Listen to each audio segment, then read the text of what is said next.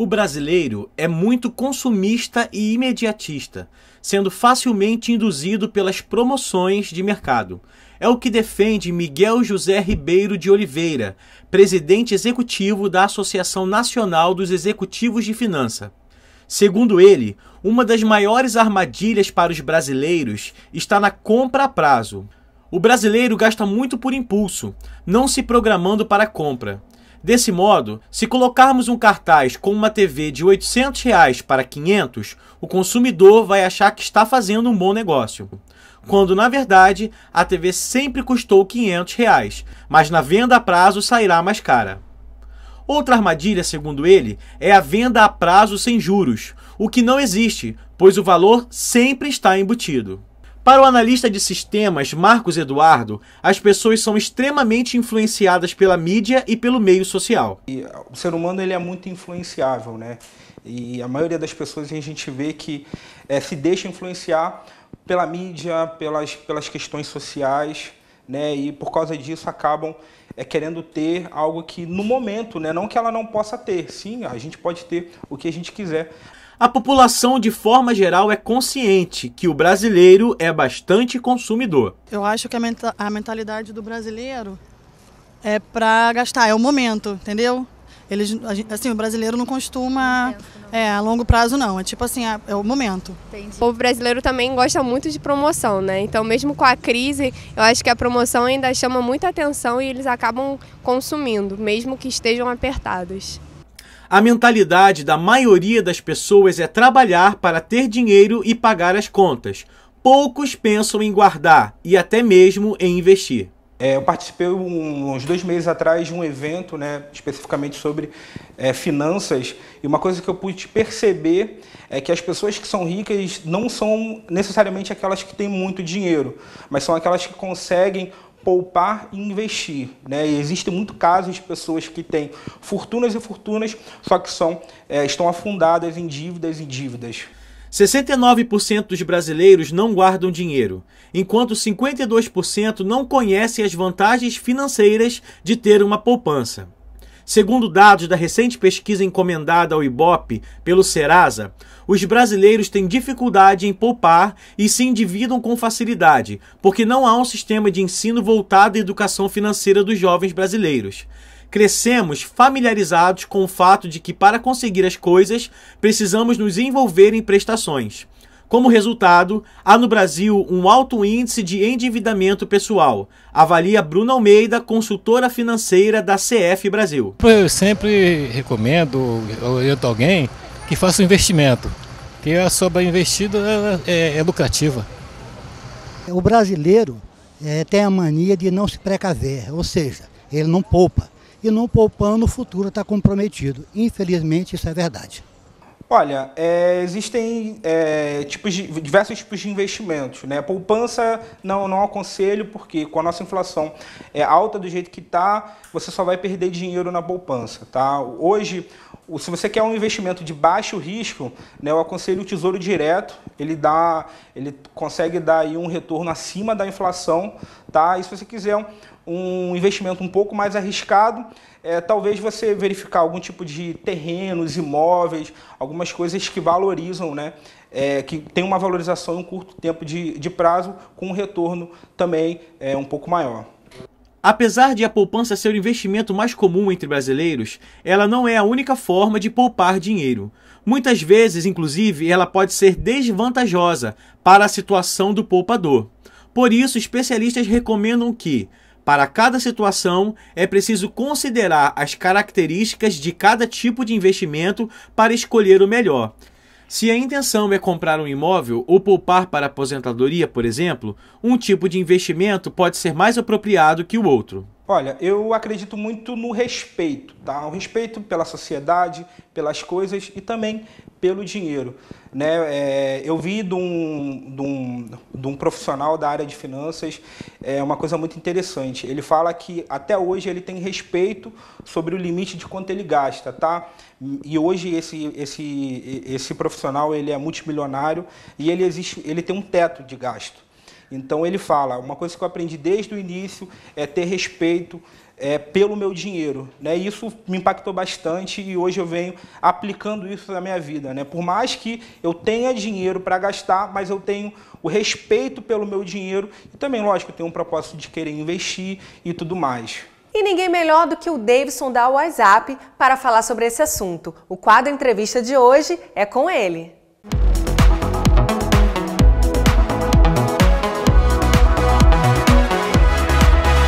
Olá, sejam bem-vindos a mais um quadro Entrevista do ProID TV, que nessa semana está falando sobre o dinheiro, só para consumo ou para investimento. E não há pessoa melhor para conversar conosco sobre esse assunto que o diretor comercial do meusucesso.com, Davidson Carvalho, que está aqui junto conosco mais uma vez. Olá, Davidson, tudo bem? Olá, tudo bem? Prazer estar aqui de novo. Obrigado por nos receber aqui no meusucesso.com. E obrigado também por falar mais uma vez conosco sobre essa mentalidade, né? Bom, no Brasil há uma mentalidade muito difundida sobre o consumismo. Normalmente, quando se anuncia promoções na televisão, as pessoas compram até o que não precisam, né? Realmente isso é algo recorrente? Você concorda com essa afirmação?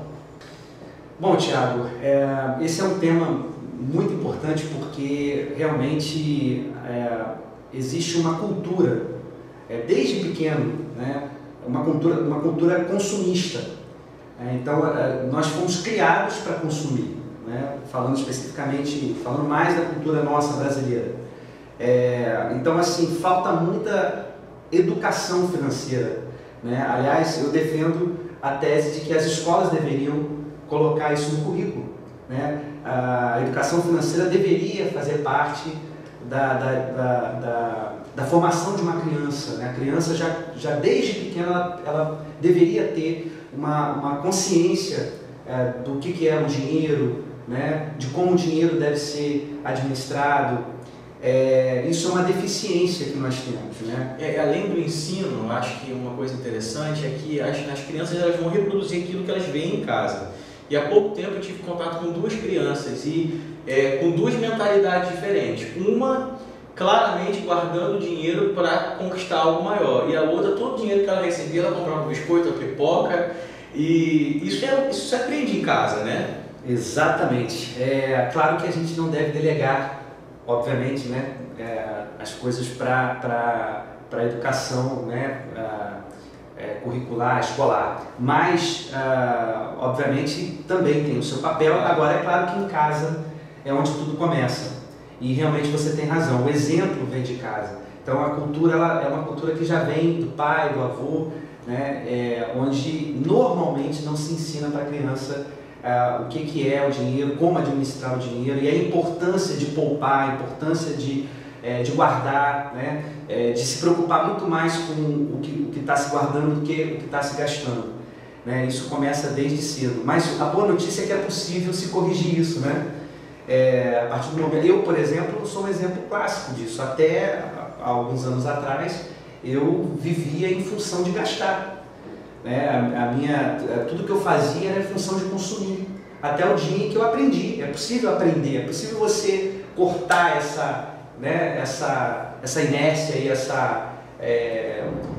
esse tipo de pensamento e se converter a mente num outro jeito de pensar. E é muito legal quando você começa a ter prazer no outro lado da moeda. Prazer em poupar, prazer em guardar dinheiro, prazer em pensar no futuro, pensar em empreender, né? Eu defendo a tese de que sempre há tempo da gente pensar diferente.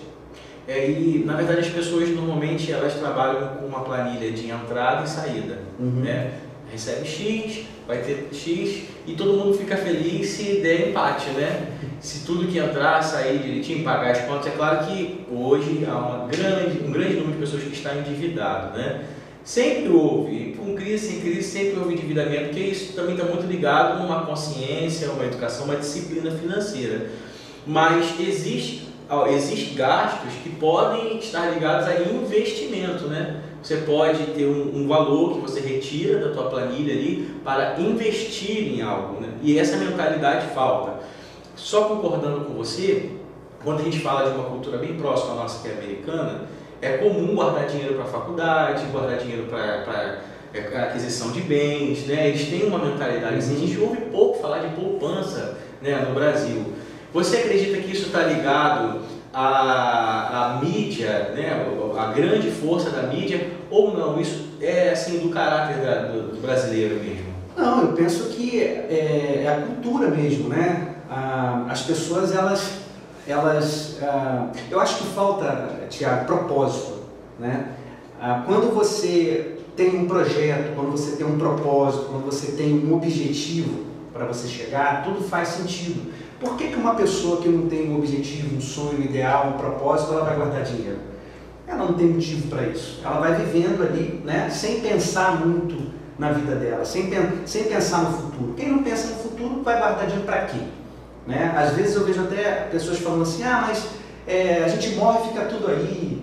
Né? Então a pessoa já vai para o outro extremo. A gente não está falando de avareza, a gente não está falando, né, da pessoa ela ser escrava do oposto. Né? Tem gente que é escrava do consumismo, ela pode realmente virar escrava da avareza, né? A pessoa virar uma pessoa que não vive, que só guarda.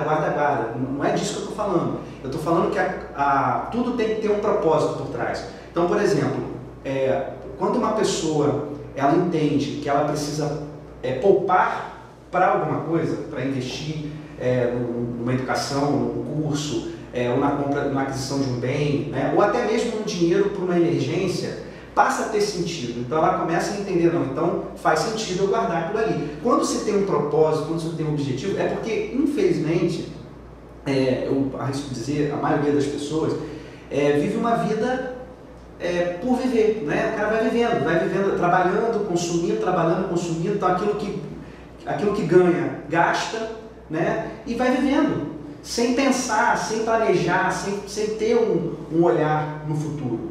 E aí, obviamente, essa pessoa vai viver para o consumo, porque o prazer dela está naquilo que ela está consumindo, nos prazeres momentâneos da vida, né? Naquele prazer de comprar uma coisa cara, de comprar uma roupa, de ir num restaurante. Então, aquilo são pequenas felicidades que vão sustentando esse vazio, né?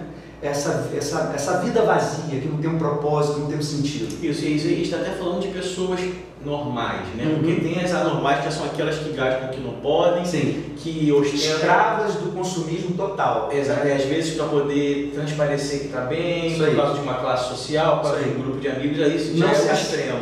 Não aceita, né, a sua realidade e de repente olha para a realidade de uma outra pessoa e quer, de qualquer jeito, aquela outra realidade, e vive um mundo de fantasia e acaba sendo escrava do consumismo e acaba indo para o fundo do poço, piorando cada vez mais. Você tem toda a razão. Então, agora, eu acho que talvez o ponto-chave aí seja essa questão mesmo da pessoa ter um propósito, né? Um objetivo e tudo. Falando de mim, né? Eu, até alguns anos atrás, eu não tinha um propósito. Meu propósito era simplesmente viver, sobreviver, melhor dizendo, né? Porque isso não é vida, né? Isso é sobrevivência. Isso é existir, não é viver. Uhum. Né? Você viver ali correndo atrás do próprio rabo, né? Você não tem trabalha para pagar conta, é um pagador de contas. Uhum. Né? Quando eu descobri que existe uma vida, isso é mediocridade, né? Isso é você viver dentro dali da mediocridade. Quando eu descobri que existia um outro nível que eu poderia, que eu não sou vítima, né? Eu faço as minhas escolhas. Então eu pensei assim, poxa, eu entendi que eu poderia viver de uma vida diferente, que era uma vida com propósito, com metas, com objetivos claros para mim. Aí eu falei, poxa, então agora eu entendi a importância de eu empreender. Né? O que é empreender? Às vezes a pessoa meio que acha que empreender é ser empresário, e não é. Né? Empreender é um estilo de vida. É você pensar no futuro. É você abrir mão de uma coisa hoje para você ter mais lá na frente. O problema não é consumir, né? Todo mundo gosta de consumir. O problema é consumir o que você não pode, né? Ou então consumir demasiadamente, né? Uma coisa sem necessidade, né? Porque é bom ter dinheiro para comprar, para realizar sonhos, né? Não há problema, só que às vezes isso é uma coisa que não é real. Né? Exatamente. E você falou a palavra certa, real, realidade, né? Não tem problema você consumir desde que esteja no seu patamar. E a partir de que momento a pessoa começa a guardar e depois aonde investir? Muito bom. Nós falamos sobre mudança de mente, falamos sobre readaptação durante um tempo, né, da nova realidade até pagar as contas. E depois que você paga, vem a coisa do guardar.